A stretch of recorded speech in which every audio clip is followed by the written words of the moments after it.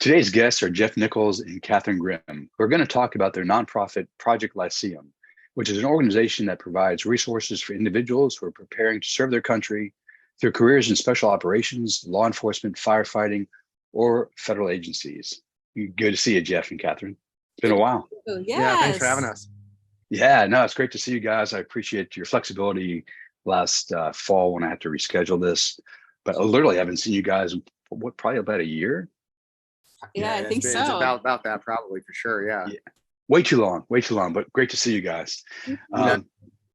Before we jump into Project Lyceum, I'd love to hear a little bit of background, like who are you guys and what do you bring to Project Lyceum that makes it so important? Sure.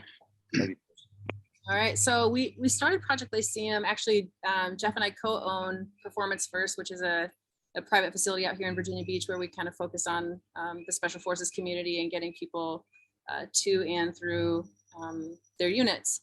And Project Lyceum came about on how we do our classes and our training with our guys. We have 6-week training courses of people that come in and train from all over the United States and actually internationally too. Cool.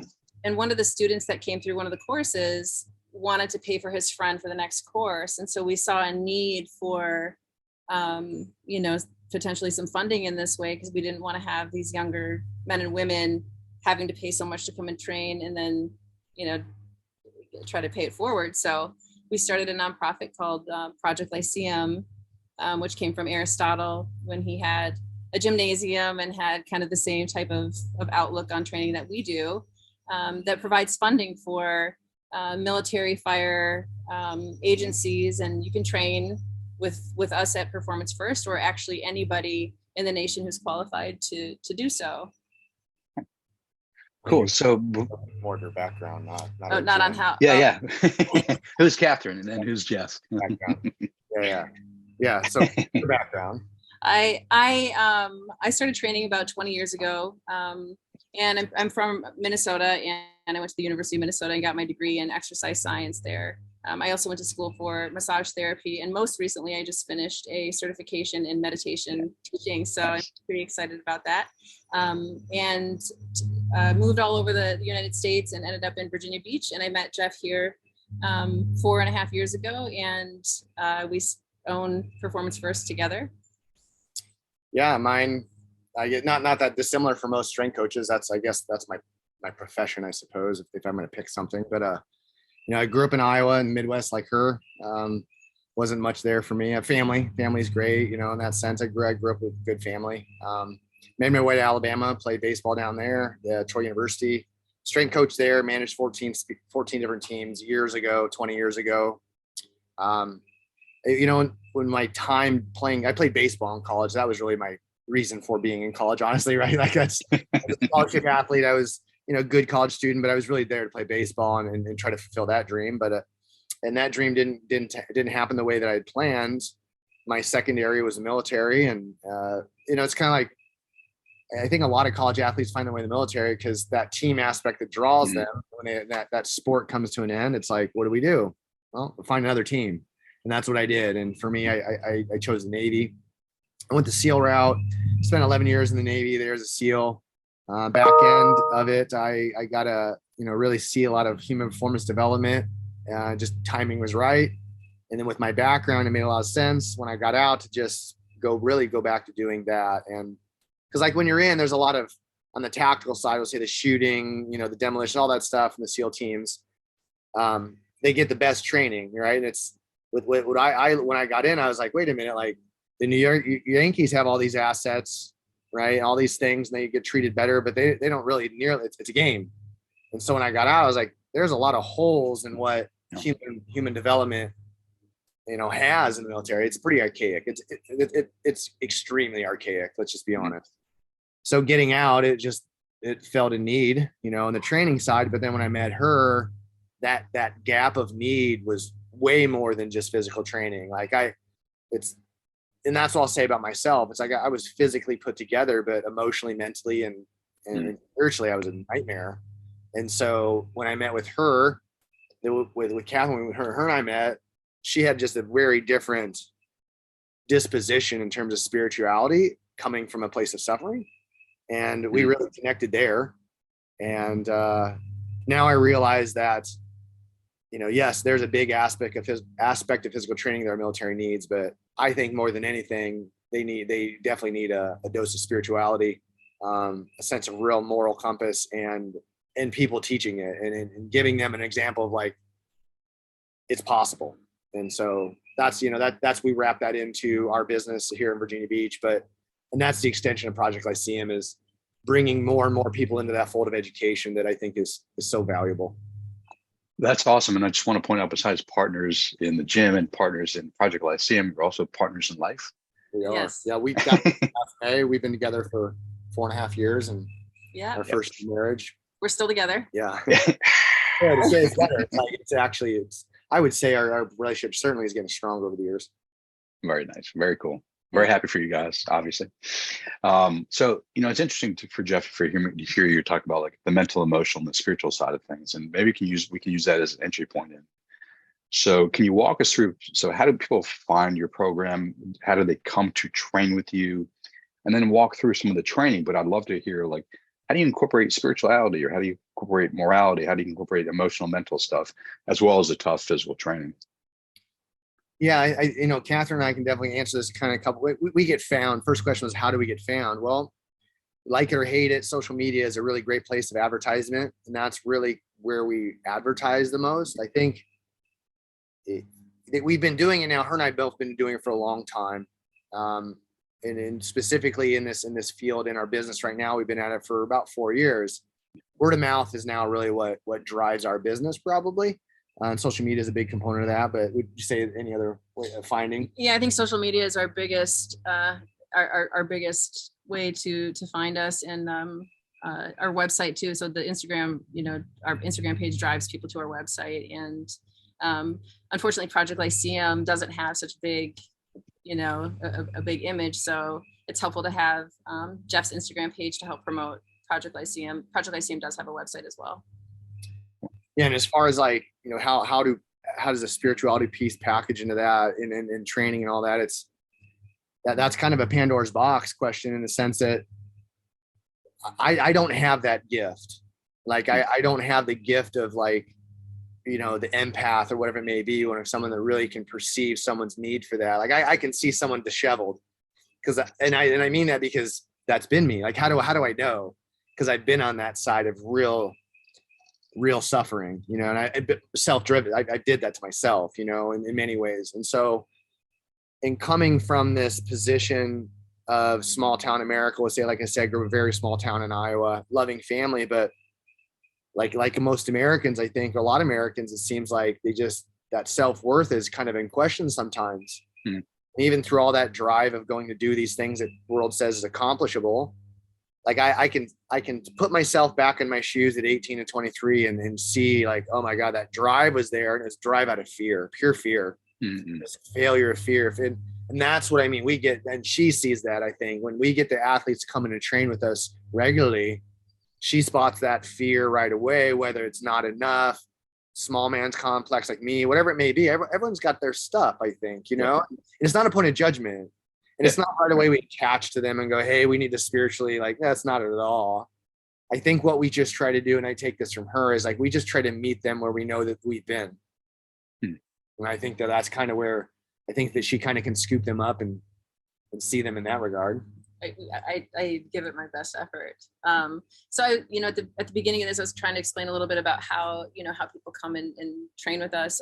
Jeff and I offer in person, we offer 6-week training courses. That being said, the men and women that come to that course have to be on the path to going into special forces of some sort. That's usually what that is. Or we've had some people going into agencies as well, but typically it's for special forces. They come to Virginia Beach from all over the United States or internationally to come here, and they stay, and we usually start meeting with them, 6 months prior to them coming, so that they can get to, a couple houses together, because it's super important also to move forward as a team and have a cohesive training environment. So we encourage all the guys to stay in Airbnbs together for the 6 weeks that they're here. They train with us 6 days a week. There's at least 2-a-day sessions with us.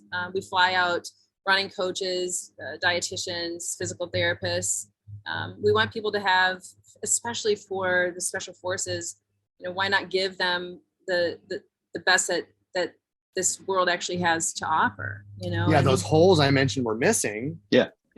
There's, we use the word spiritual. I guess I use the word spiritual. It's very, very broad term, but like I say, spiritual, like there's a real morality for a lot of these guys. Like for me, it's like I look back and go, in part, why did this, this Caucasian white kid from like middle America, like this onward Christian soldier upbringing, like I'm going to go fight for freedom and such. We see some of that, right? And in their own way, they got to go do that, and so we grab them and we train them for 6 weeks. And when these people are here to train with us, we're with them also 6 days a week. It's a really big commitment from Jeff and I, but also that's what our purpose is. Our purpose is really to give back to this community who is willing to serve so selflessly. And that's really why we're doing this. Yes, we have online programs that people can take and do at their own gyms in their home states, but really we can make such a big impact in person, and also through meditation when we're talking about mindset, or being tough enough to do this, the grit or whatever it is. It really is a missing piece that we have with the military, fire, police. Yes, there's some resources on the way out, but not really so much on the way in. And I think it's super important to equip these people with something that could potentially save their life, and I'm not saying certainly it doesn't take the place of therapy by any means. And it's not a religion either, but it's certainly a missing piece. And that's what we try to give back when people come and train in person. And I always joke, I say, people always come to see me, but once they get here, they're always really they find out that they were really here to find her. Honestly, and I mean that. Yes, I believe you. I give my all. I absolutely do. These guys, I give them everything. I educate them in the best way I know how, and I know we do a really good job of it. But those guys are going to do that anyway. Those guys are going to work their butts off anyway. What they're missing is, where do they put that drive? Where do they place that drive when that job title goes away, or you get hurt and you it's not your choice to leave the military, right? That trauma, it's like there's things involved with the human psyche when people are that driven, that it begs the question to go, hey, have you really actually thought about what you're going to do when you're done with this? How's it going to make you feel? Like you're not losing, your community, but you kind of are. Get trapped in the identity. Yeah, we get stuck. I say that ideology of Navy SEAL, it's an awesome job, but it isn't who I am. And I got stuck in that character hard, and rightly so, right? I needed to have that sense of ideology and focus. It saved my ass. It saved my life. That violence, that anger that I took on, but I didn't know where to put it.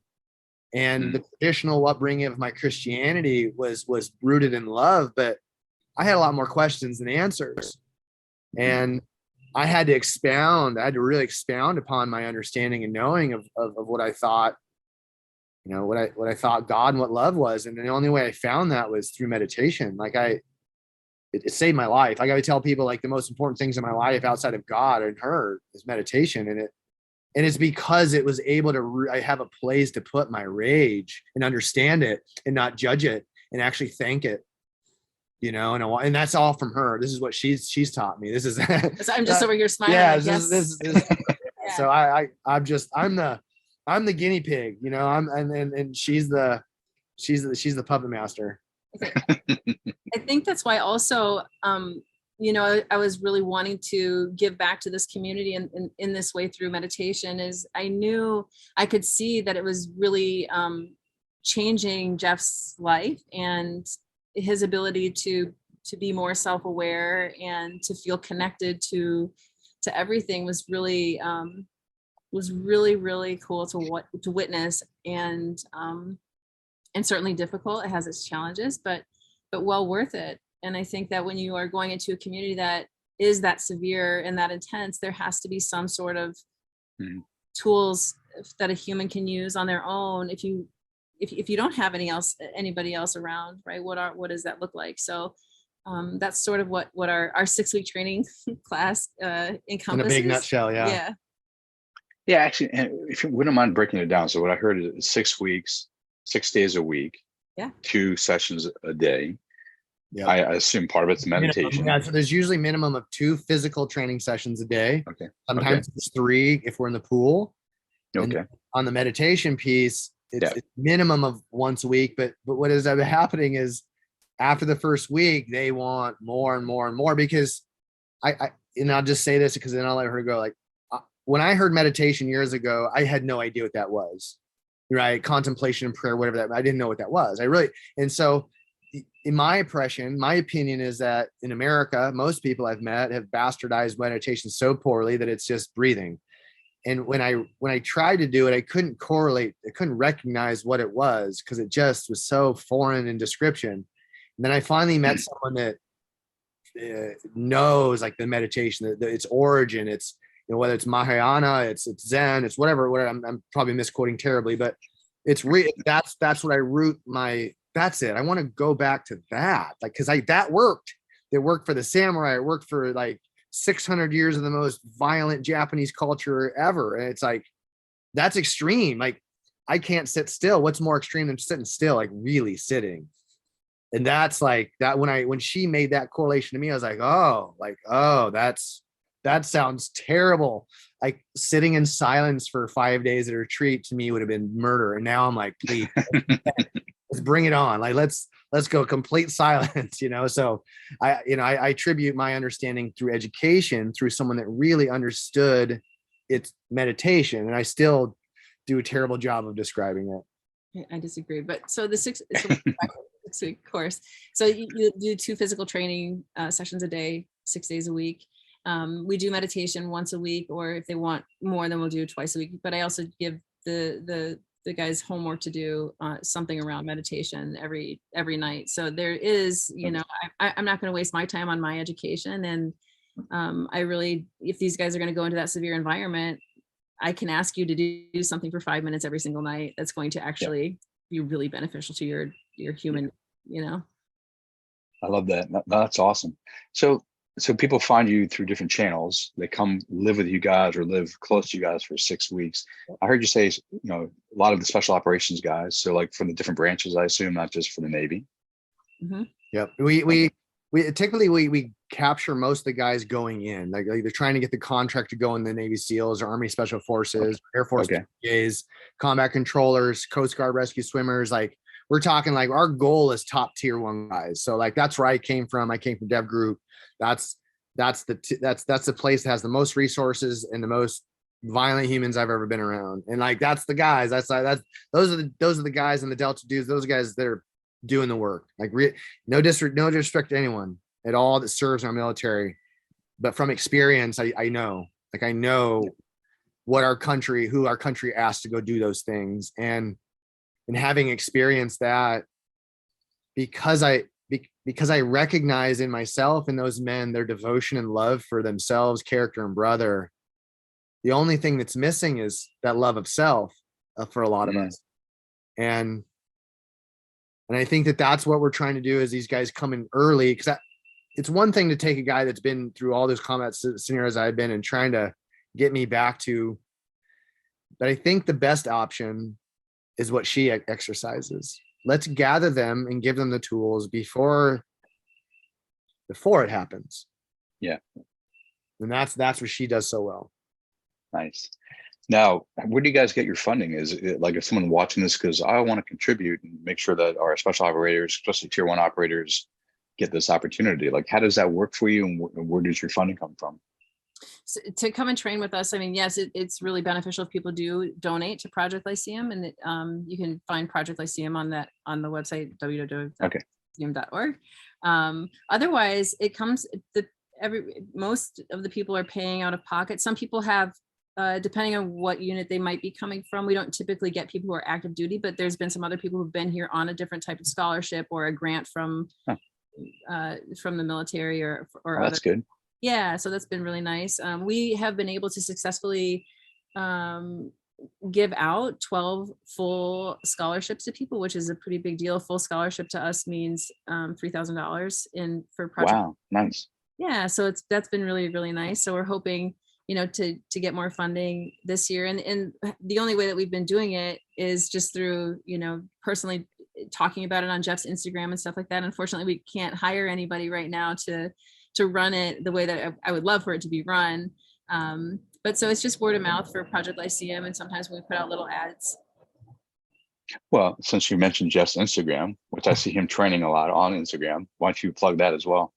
Yeah, no, I mean, there's an F-18 flying over, so you can't hear. My social media is it's a weird thing for me because I do have this past, and I don't spend a lot of time when they're talking about that past at all. It really is we're focused just on educating these guys, men and women, because that's what's missing. It's, when you're in a special operations program, they don't skimp on the education of, hey, how do you shoot? How do you skydive? How do you dive? Those very life critical things in the mission. There's no skimping on that. But it baffles me all the time. It's people don't even recognize how poorly they're sleeping and its lack of value, or their diet, or the spiritual side, the emotional side. That stuff is there's no lacking of will for these men. It's just trying to reappropriate that will to different things when time calls for it. Because sometimes the Hulk smash don't work. Yeah. Especially when you come home, I assume, between Yeah. And that's what I mean. It's a valuable thing when you're in that environment. But there is a real emotional draw to keep being that. Because that's what makes you feel. That's what makes you stay safe. That's what my ideology was for that job. And now that I'm not the job, I don't need to be that ideology. If teacher was good enough for Christ, it's good enough for me. Got it. I like that. So a couple things I'm hearing. So a lot of physical training.